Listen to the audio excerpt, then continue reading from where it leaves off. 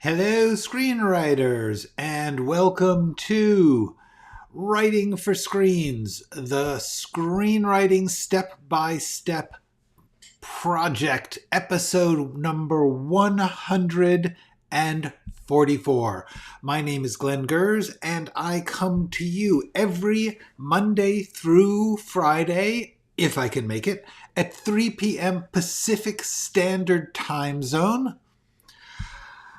I'm here to let you look over my shoulder, share my screen as I write a script.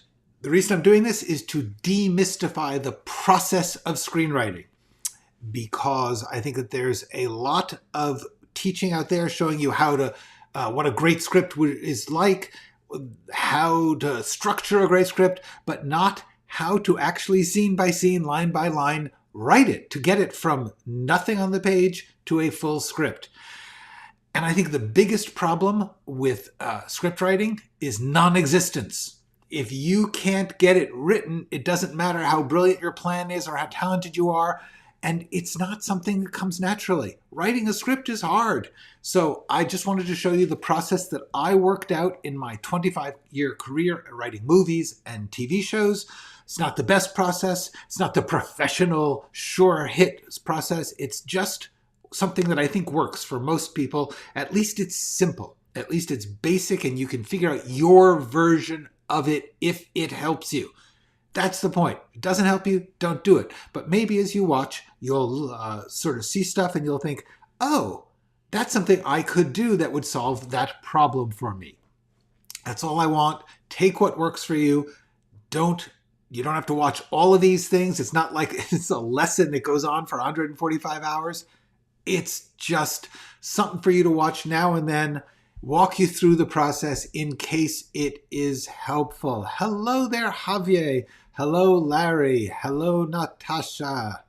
Good to see you all. And Arfung, wow, he's in Poland. And helping with the refugees from the Ukraine. And I salute you, literally salute you, because that's pretty damn cool. Hello, Rachel. Yes, I am incredibly impressed. All right, wait a second. Let's just take a second.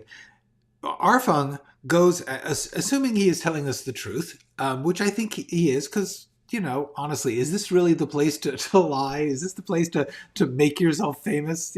My 6,000 followers. He's gone from Hong Kong to Poland to help with the Ukrainian refugees, and is still checking in on the live stream to learn screenwriting. This is someone with a lot more energy than I have. I am impressed. Welcome. I'm glad you're here. Hi, Rachel. In case I didn't get to say hello to you, I thought I did, but I can't remember. Welcome. All right. Let's get to writing, because that is the name of the game. We are going through the script. I wrote a rough draft. First, I did an outline. That took months. The first, I don't know how many, 30, 40 episodes of this is figuring out the story, making the outline. Then I spent some time writing the rough draft, just putting down whatever I could to get something down to start from. Little bits of good, lots of, that's not quite right. Now, I've got to cut it down, because I just wrote whatever I thought. I wasn't careful. I wasn't thoughtful. And now there's clutter. The page is full of stuff that I can't really use, and I can't do the rewrite until I have cut away the weeds, the excess growth. Hello, Martlatoso.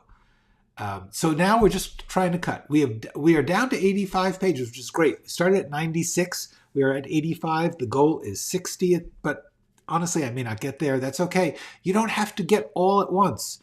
You just get step by step, and then down the line, have confidence you'll get there. All right.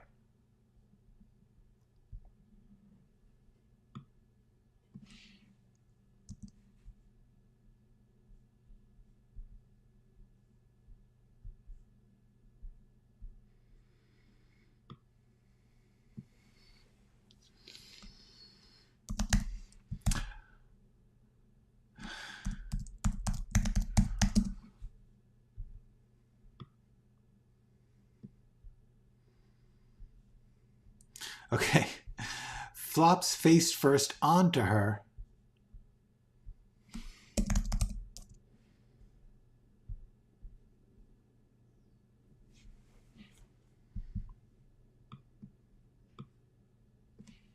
Yeah.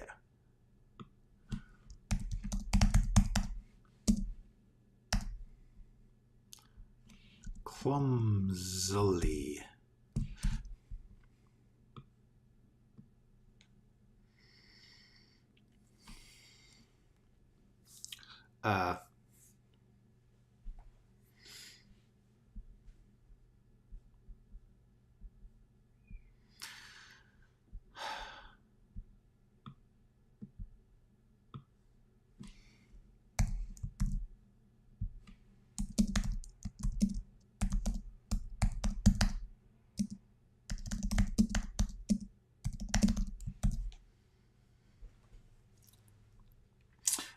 Okay, so hello, Tonda. Good to see you. Um, yes, I do think that there's many ways to get famous other than being here. Train your eye for the horse. Hi, Gene. And your name? TYE4TH. Welcome. Glad that you are here. Okay. I am just cutting. Let's see. I've adjusted my chair too high. It's bumping into the...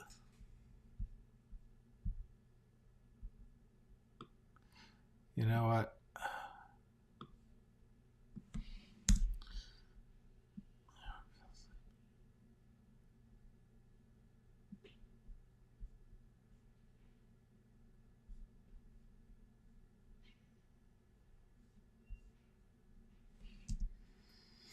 All right.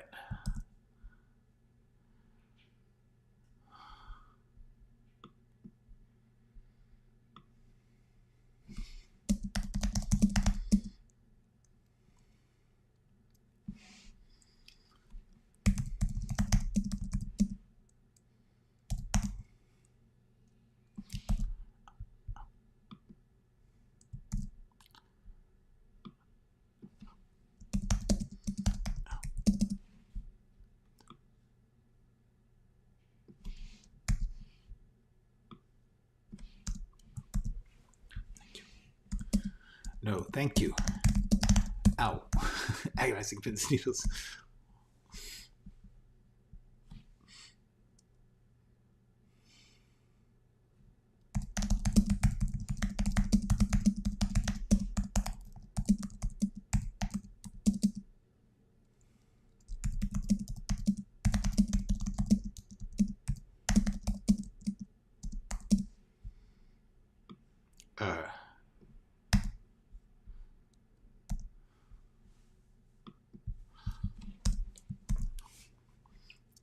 All right.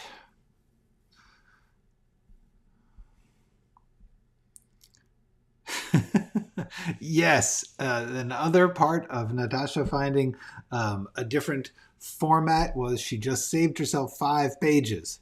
Excellent. Glad that we could help here at Writing for Screens Incorporated. This is just still not right.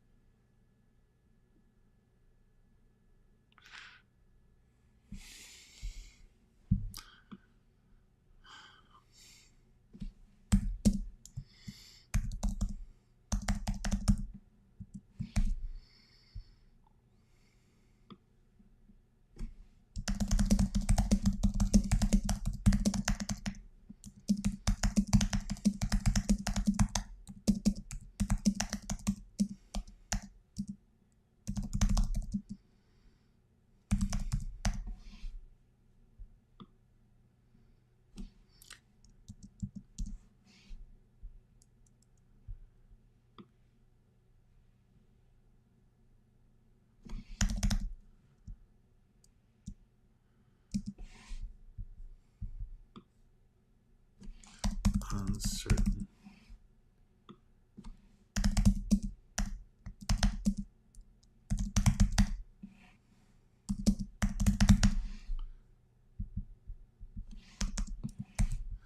Okay.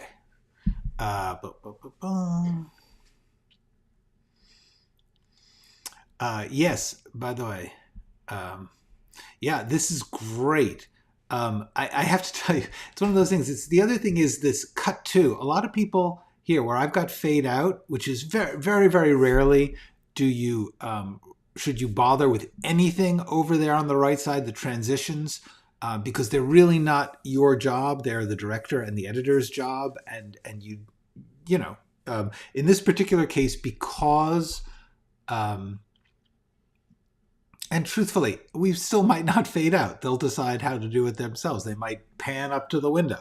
But because I was trying to like say we discreetly leave this scene, I said fade out. A lot of people put cut to in between scenes here at this spot. Cut to. It looks like this. Cut to. That. I strongly advise you not to do that. All of you. This is a lesson. Do not do cut to, because you are adding a full line or two for no reason. Cut to is more or less the only way we're going to get to the next scene. You have to cut to. What are you going to do?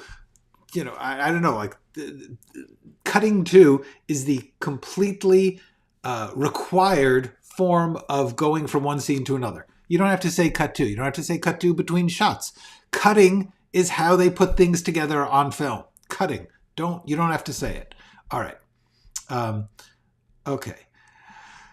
This is not a stupid question. There are no stupid questions. You've been cutting a lot now, but have you ever been in a situation where you want to write photos but end up not meeting the target and need to add pages? Yes, almost always. This is actually unusual for me. I'm going to just adjust this chair a little. There we go. This project, because I was trying to move quickly and not make you watch 3 months of extra outlining, which I would ordinarily do, I didn't really have a lot of it set in my mind. So therefore, the rough draft was much more of a mess than it ordinarily would be. And also, I was trying to actually kind of show you that. I was trying to show you the most important thing is explore in your rough draft. Feel free when you're being first creative. Don't over-edit yourself. However, ordinarily what happens is I actually end up writing a draft that's like way too short, like 80 pages for a feature. And then, yes, I have to go back and add, and that's completely acceptable too.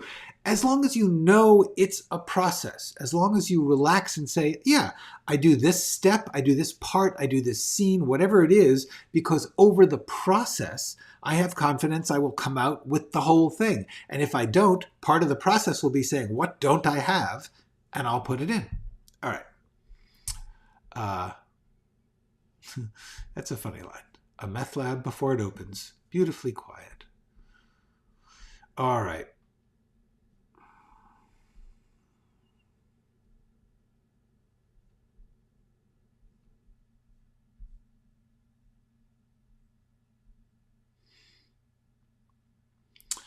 All right. This is one of those scenes where this whole scene is going to go. I'm trying to see, yeah.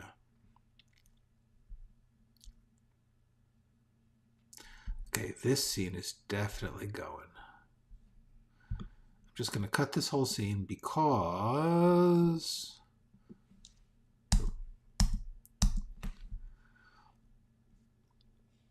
I rethought this one.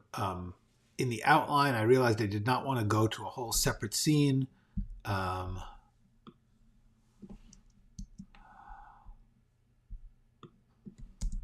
So this is, I am not really sure what this is going to be, to tell you the truth, but at least I'll get out of there.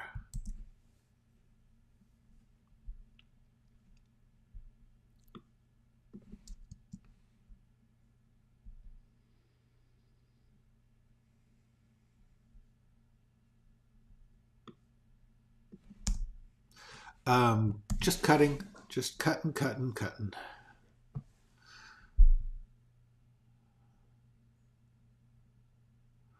Okay, so this sentence, for instance, this is interesting. What we have here is sleek, elite, fanciest, snazziest. So yeah, we don't need all that. Sleek, elite says it.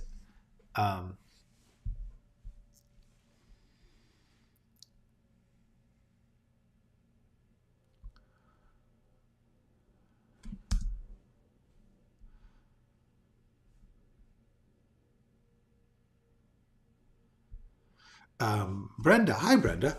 3 months felt like seriously that because that's what's been dragging me down. I figured I'm just wasting time procrastinating. What do you mean? You mean you take 3 months to outline and you think that that's bad? No, it's not bad.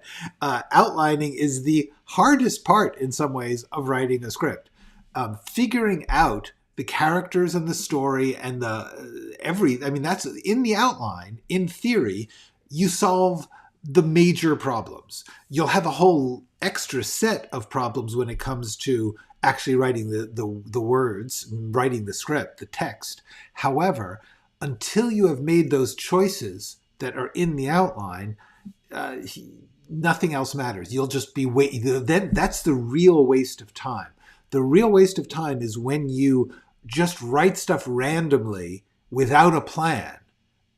Because first of all, you'll write good things and then you have to throw them away because they don't fit what you later figure out is the plan. So that's an enormous waste of time. But the other thing is you will write more productively if you know what the scene is about, who the character is. Those are the keys, and that's what outlining is really about. In outlining, you think in scenes. You understand the character's story.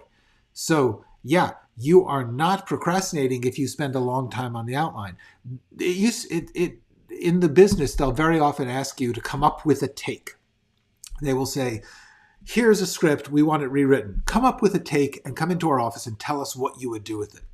Or they'll say, here's a book or an article or an idea. And they'll say, come up with a take. Coming up with a take is fine. You come up with your approach to it, what you think the story should be and the characters. But when they ask you, can you get more detailed, like the 3 acts and stuff, that's actually the hardest work. You might as well get paid for writing a script then. The work that goes into an outline is the hardest and most important part. For those of you who don't outline, most of you don't, you're making a mistake. It's just that if it's working, if you are just whipping off scenes and you can do whatever you want and everything's coming out the way you like without outlining, great. But my guess is that's not true because then you wouldn't be watching this live stream. You would say, I don't need to watch that. I know how to write. So no. So I am going to say this video, why outline? Very, very important. And then how to outline. Also a really good thing. Those two will really help with this idea. Outlining is creative work without getting lost in the words. That is it. Okay. When you cut out a scene, do you delete it completely or save it to a notes file out of the way in case some... I don't save it into a notes file because this entire thing is a duplicate of the first draft, of the rough draft. In this archive here, I have all the drafts that I did. I saved a lot of drafts because I was doing it for you guys, so I just kept on exporting them. But yeah, I have all the outlines I did. And then the first draft is here untouched. So anything I delete now, that's okay. I got a copy of it in the archive, which is really, really important. You never know. Months, like I've told the story, I'll tell it again soon on a different live stream. Okay, let's just go here. When I wrote the script for Fracture, which was a rewrite job, so they said, here's a script, what's your take? And the plot of the murder was in there, but the solution was not, and the second act was not.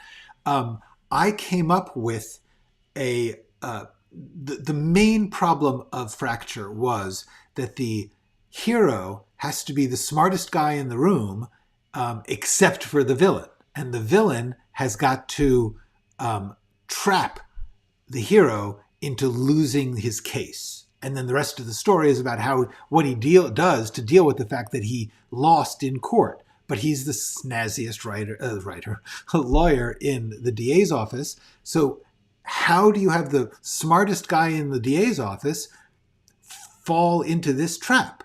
So that was the difficult thing. And I figured out the original version of the character was it was not too clear, but partly it was a guy who didn't want to be in this job because he was being forced by his father, by his family. And so I kind of worked out a kind of trust fund kid kind of situation. But I also thought there's another version of this where I did actually two separate outlines. One of them was where he was this poor kid from the Midwest who was coming to LA to make his fortune because he was a smart lawyer and he was going to gung-ho hustle himself up into the ranks of corporate law. He was doing 1 year as a DA to get his credentials. I eventually handed in the version with the trust fund kid. And then actually like a year later, things changed and I ended up saying to them, there's another version of this character. And I had to go back to all those documents I had written a year earlier because I did not delete them. I kept them in an archive folder. I kept I'll show them to you. They're going to do a live stream about Fracture. Anyway, the point is you never know when something that you work on and then later discard, you may be called upon to go back to. So never throw anything out. Why would you throw out anything in the digital age? In the old days, you had to lug around paper. Now, the whole thing fits in your pocket. So yeah, don't do that. Okay. All right. I wouldn't say I'm dominating, but outlining helped me a lot to keep writing and moving forward. Yes. So thank you. I am so glad. That is a testimonial about outlining. And remember, as you've seen when I do it, sometimes I change the outline once I'm writing. Outlining does not mean you do all the outlining and then you do all the writing and then you're done. It's a constant back and forth process between thinking about writing and thinking about structure and story, which you do in the outline. Okay. I am really glad to hear that. Do I recommend it? Yes, I do recommend it. It's pretty good. There's things I don't love about it, but there's a lot that I do, and I'm very proud of. No, I am not spoilering the show. I'm spoilering the end of a certain section.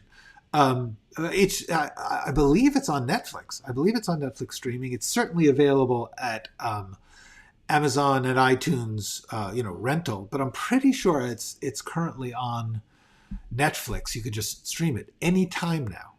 Feel free. Okay. Let's go.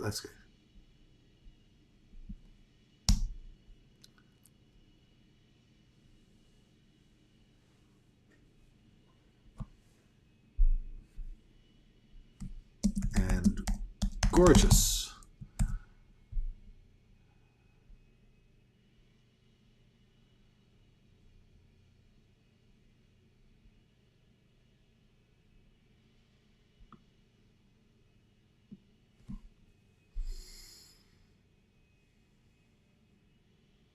Do I need admiring and interesting?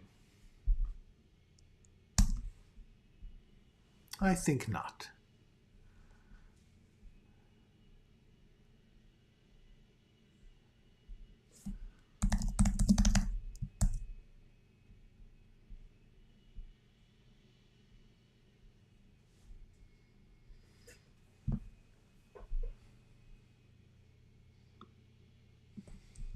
That's what we do.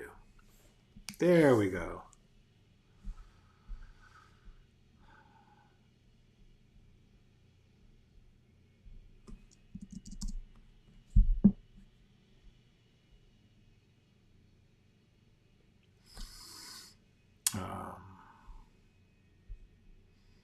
just trying to trim.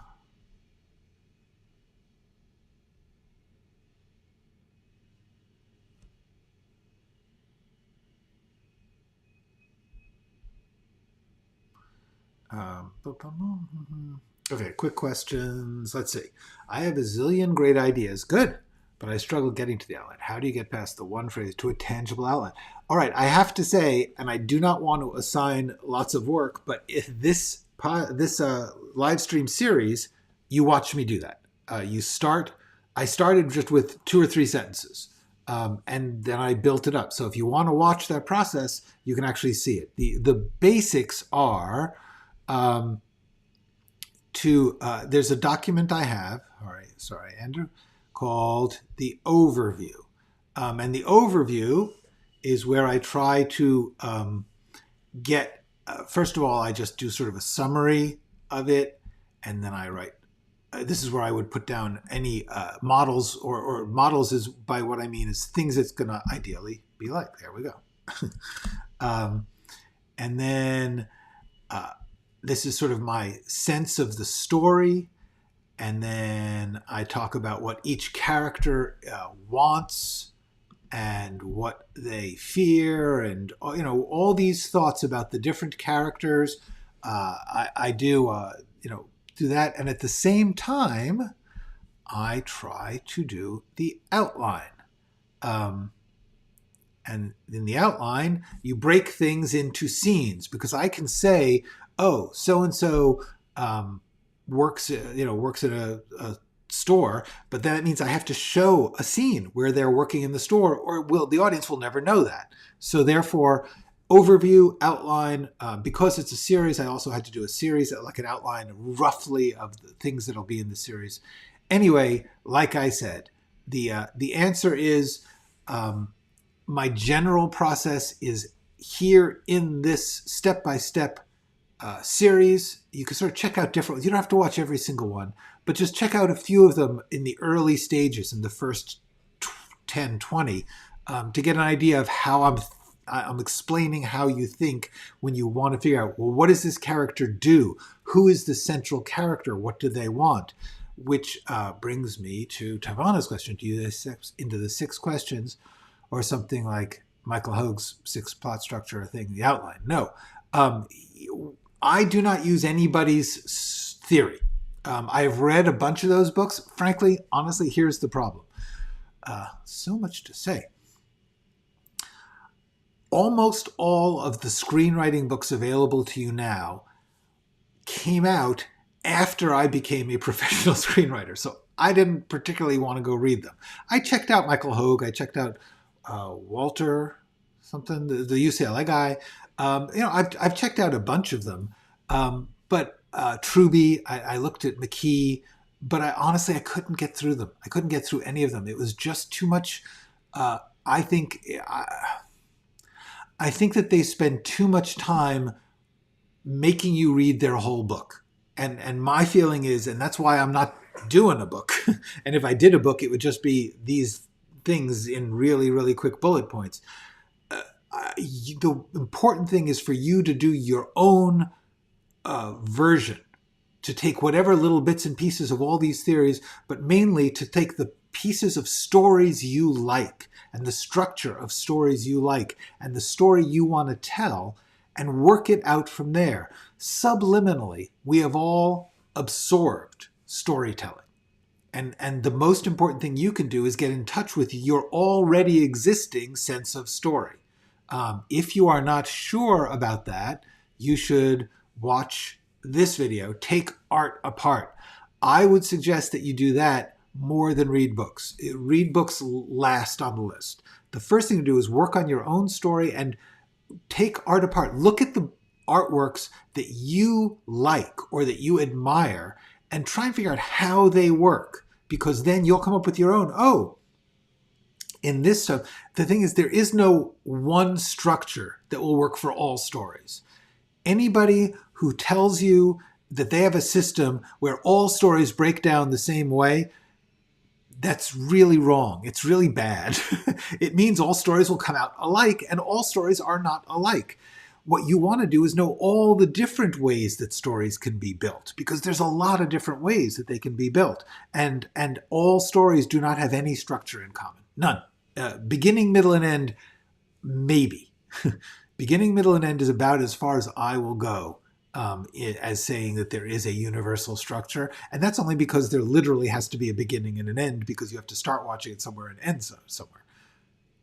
Otherwise, I don't think that there is a single structure. I think those, Michael Hogue, I love Sid Field, they're great. Save the Cat, Blake Snyder's kind of a crackpot. I mean, honestly, his theories they're just not true. To say like this is a genre and this is a genre, and what they are is just like basically an outline of a particular story. I do not understand that at all. But the hero's journey, they're all worth looking at. They're all worth getting a sense of. But the most important thing that you can do is break down the things that you think work and figure out how they work, and then steal as much of that as you can to apply to yours.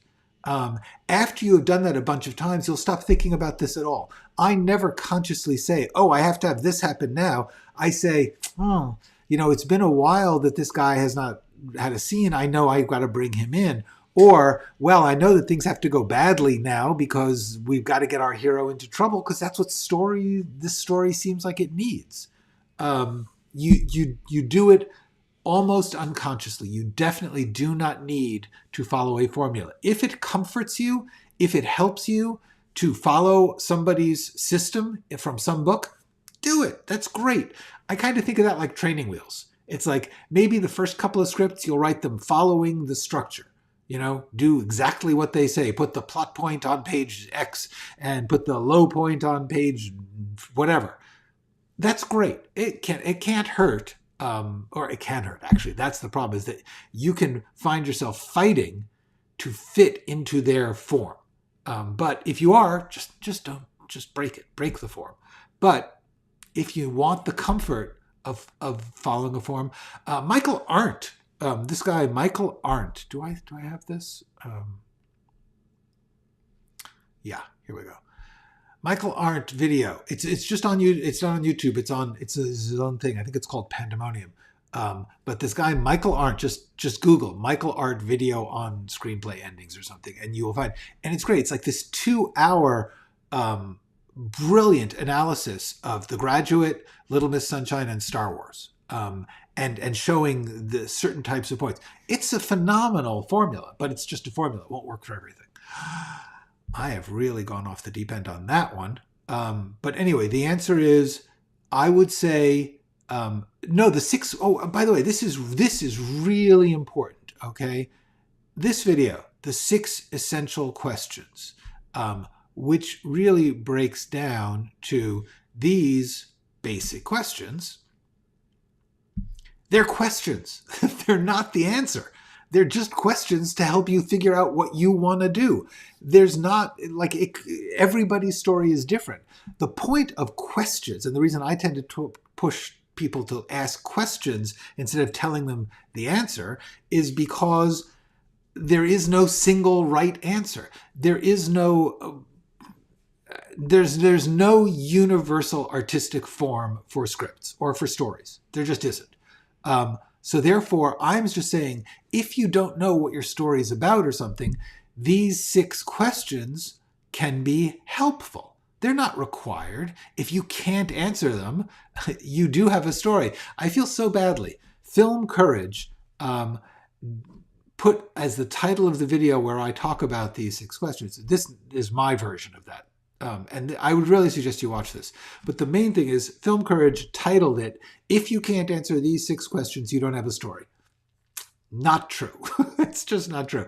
I love Film Courage. They made my life. Not my life, but my past couple of years, because I got all of you because Film Courage put my interviews out there. People saw them, and then they came to this channel.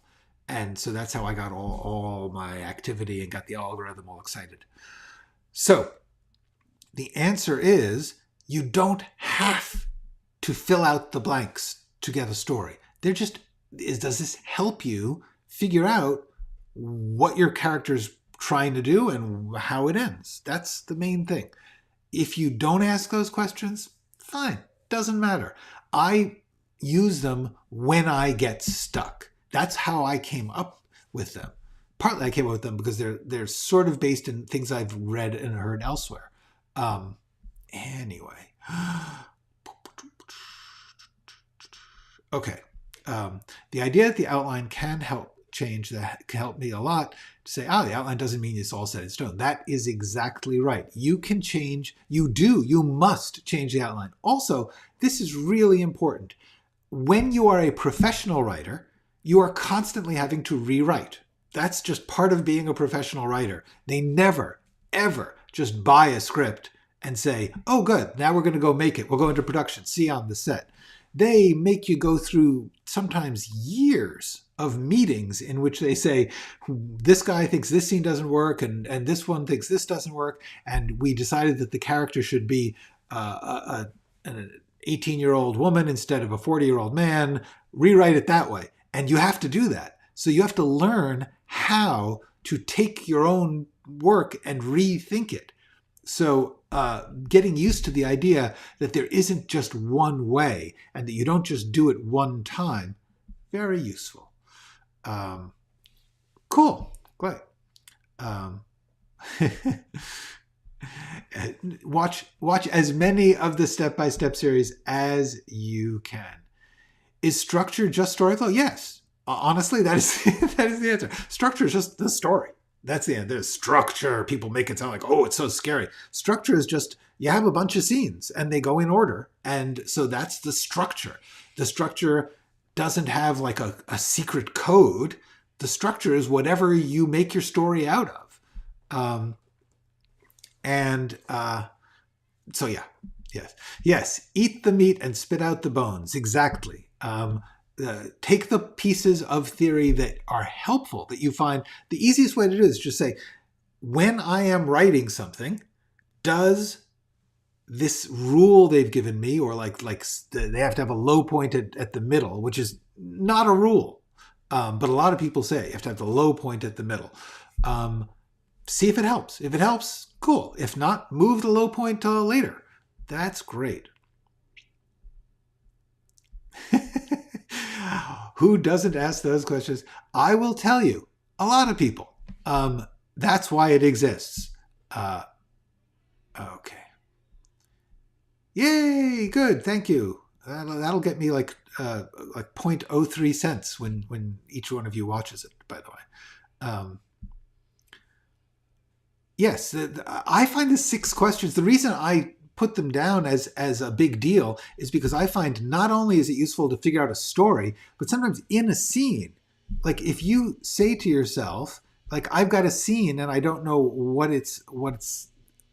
it's not working, I'll say in the scene, well, who is this scene about? It's about McLean. Okay, let's do that. Let's do this right now. We're going to do it in front of your eyes. This scene in the gym, it's a very simple scene. McLean is exercising and Billy comes over and they're about to flirt, and then McLean accidentally or inadvertently scares Billy off by being too much of a Sherlock Holmes and analyzing him too much. That's the scene. Now, when I had to write this scene initially, the question was, who is it about? It's about McLean. I was trying to reveal what his basic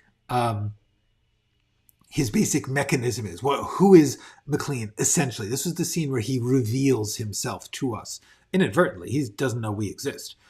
What he wants is to hook up with this guy. Why can't he get it? Is because he is an almost obsessive logic out puzzler, a detective. He's an amateur detective. He cannot help observing the world and figuring out what the meanings are from the clues. He is a compulsive detective. And so what he does, unfortunately, what happens is when he does that, when he uses his compulsive detecting as a way to open the conversation, it scares Billy away. And so what he does about it is he tries to apologize and explain himself, but it doesn't work because Billy is freaked out, and it ends with McLean being left alone. That's the story. That now I know the scene. You can literally do it about a line, and that's what I find useful. Yes, film courage is and I love them for that. That is absolutely true. Great. I am so glad that was useful. Some interviews. Film courage is really encyclopedic. They will take anybody, they won't take anybody, but they will take a lot of different people with a lot of different views and experiences and ideas, because their feeling is the more they give you to work from, the better. Your job is to get as much into your head as possible and sort it out and eat the meat and spit out the bones. You take what's useful to you, go with that. If you find a person who's talking that's cool, watch more of theirs. If you find someone who annoys you, you don't have to watch them. Yes, that is absolutely true. This is really, really important. The almost all classic screenwriting books are based in Hollywood structures from the 1940s up through the 1980s. That's really the movies that they were examining. Just Hollywood movies. They didn't look at French New Wave. They didn't look at Italian neorealists. They didn't look at Hong Kong or Korean cinema. They just were tunnel visioned into their own business. Because remember, Hollywood is a business. It is not an art university. And so therefore they were saying, what made the most money and garnered the most critical acclaim of Hollywood movies? And then they said, what is the system we can figure out from that? And then they came up with these, frankly, bizarre set of rules. And then the more they did that, starting in the 1980s, the more movies followed those rules. And it was a self-fulfilling prophecy. But the truth is, those rules are just one set of rules. The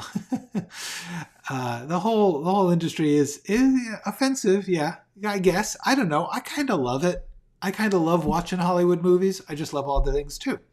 And rejection is the word. Unfortunately, they are laser focused on making more money. That is the purpose of art for Hollywood, and do not kid yourself otherwise.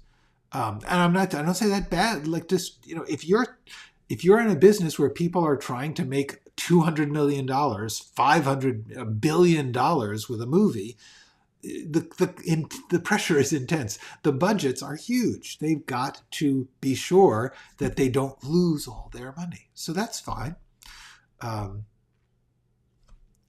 Every genre has its own rules. So yes, that is absolutely right. Okay. Art thinks I'm boring. Okay. We're going to just get rid of art. Sorry. Okay.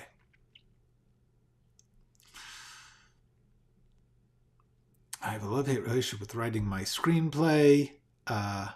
When I know my characters are going, I love it. When I'm stuck with where my characters need to go, I get frustrated. That is normal. That is how it is. That's why I try to urge you to not go start on page 1 and just try and write your way through, because you'll get jammed up that way. That's why I say one of the reasons you do the outline.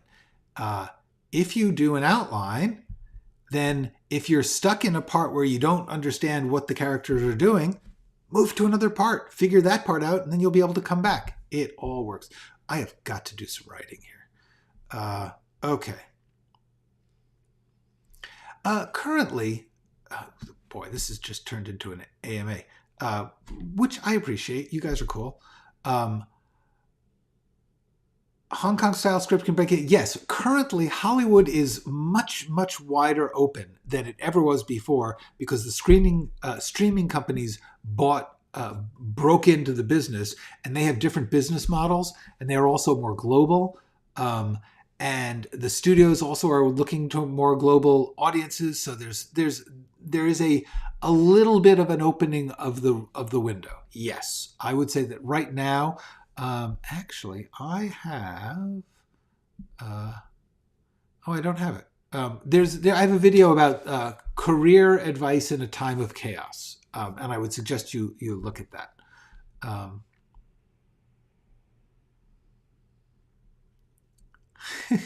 Yeah, sorry guys, I was talking. I didn't look at the stream. Yes, Departed is a remake. Hi, Butte. Glad you're lurking. Everyone's allowed. I really appreciate you guys defending me from the troll. Boy, you know what's really funny? Well, that's okay. That's all right. That's the whole point of the outline. So that's what I suggest is just step away, look at it from another angle, watch another video of mine, and hopefully that will help. Yes, this is true. I do want to say, if you're having trouble with your outline, I'm working on a video about this specifically about what to do when you get stuck. But the main thing is, if you get stuck, move to another place. Don't just keep hitting the same place. For instance, if you are stuck in the outline, try making analysis of the characters. If you get stuck with that, try just figuring out, a cool scene, a set piece, even if it's just a cool bit that you don't know where it's going to go. Just keep coming at it from different aspects. And the other thing is, if you're really trouble figuring things out, if you're really, really stuck, that probably means that either you are afraid, you are spending your time thinking about, oh, this could be judged bad, and you can't worry about that. You just have to do the best you can. Or you're clinging to something. You're clinging to some piece of it, and that's keeping you from doing other pieces, or they're clinging to some expectation, and therefore you can't be free to think about what the story needs. Hi, Anne. Sorry. I am so sorry because I'm going to be leaving in about 10 minutes, but I'm so glad you're here. I am also just not getting anything done today. I'm getting stuff done talking to you guys, but I'm not getting done cutting. So let me see if I can...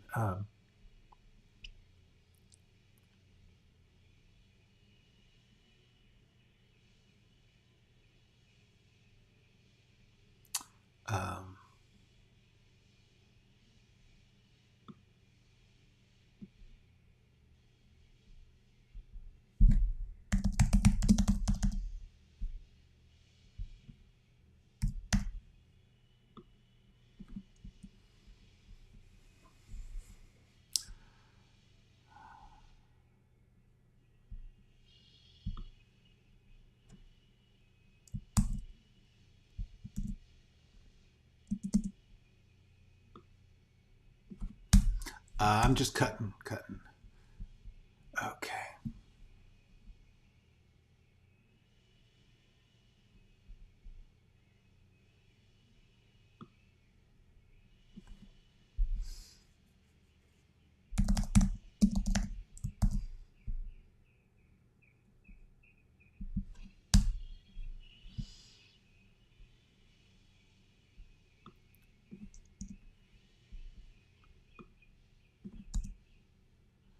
There we go. Just cutting some words. No, it's all good. It's all good. Phone's charging. I'm sorry. I understand. I like Sid Field's book, but that's because that's the one I read when I was just starting out. But I do think that his system is pretty clean and basic. Yeah. Cyril, I am so glad. By the way, I do not mean in any way to to dismiss any of these books. You will find valuable stuff in them. McKee, among that huge swamp of words, there's some good ideas in there, really good ones. Truby, absolutely. I just like the idea of making them more practical and more of a self-help book. That's really the point. And the main thing is, I don't mean to dismiss. I've heard Vicky King is good. There's so many of them now. I would just say, except for like if you can find ways to borrow them or something, and oh my God, they would be hating me like big time. You are coming in at the end. I start at 3 p.m. Pacific Standard Time, daylight savings time. We moved the clocks here, but I'm very glad that you are here. Oh, okay, the notification. Yeah, I got it. Okay. So let me just try and do a little bit more. Okay.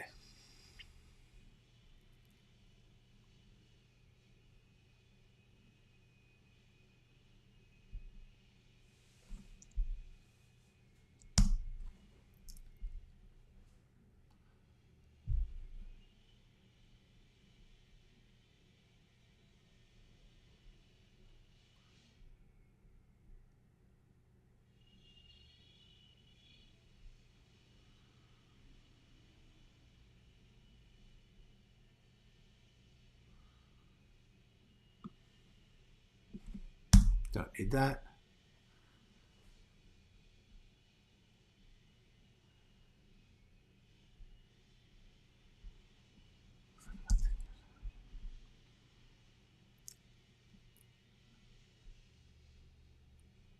Research.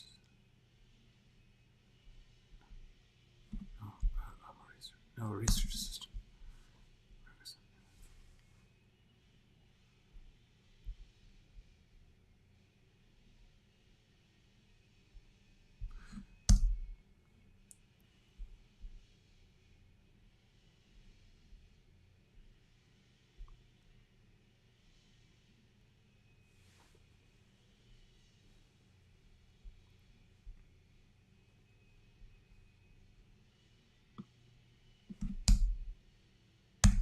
Too many words.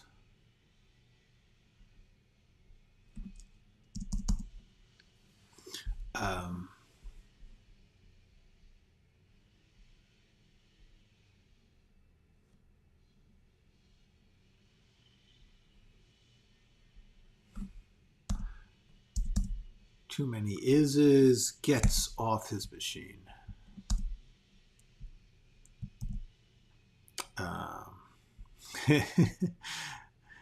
Yes, indeed. Well, I'm not really procrastinating. I'm just teaching. Yeah, I apologize again for the United States changing its clocks. I really do.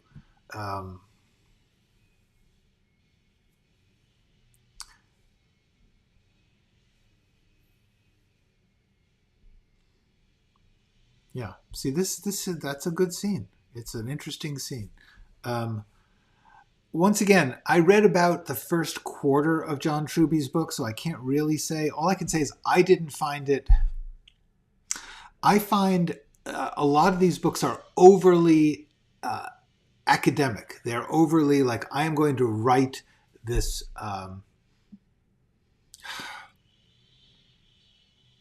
You're going to end up spending your sort of.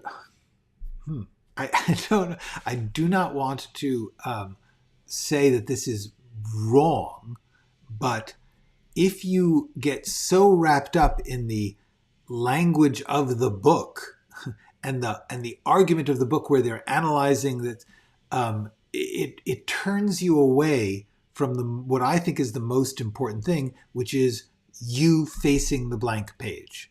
That is.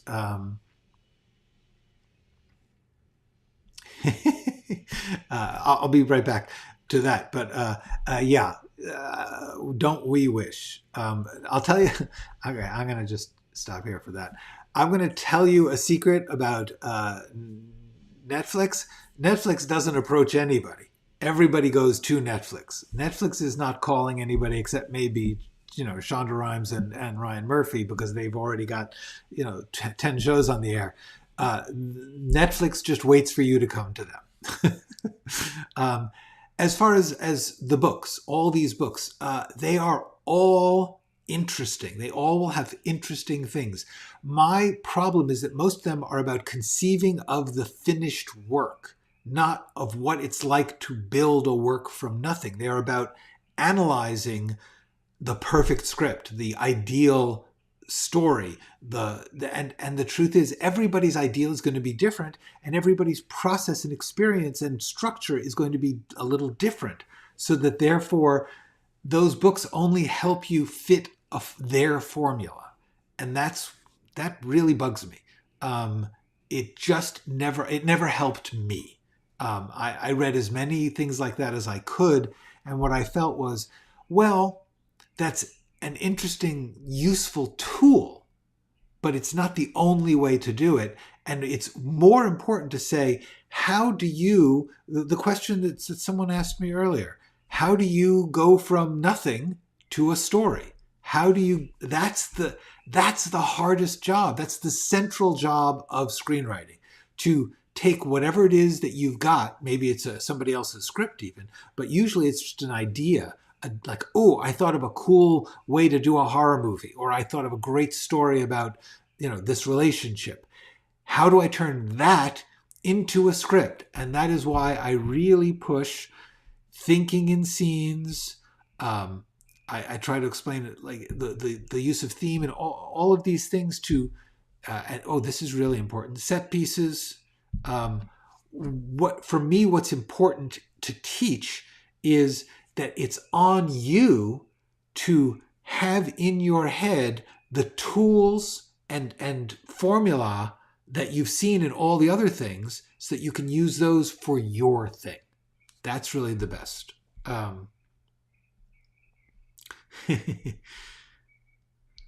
Yay! I'm really glad. Thank you so much.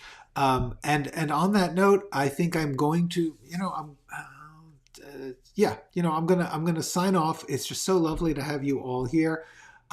Okay, sure. Yes, I'm a genius. You caught me. I'm going to. Okay. I'll briefly answer this one. Treatments. Treatments are evil. Do not write treatments. A treatment is a prose summary of a script. It's not an outline.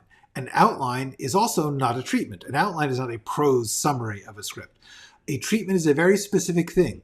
It's you trying to tell the story to someone else because they won't pay you your money until you do that. That's why treatments exist. Treatments exist for the convenience of producers.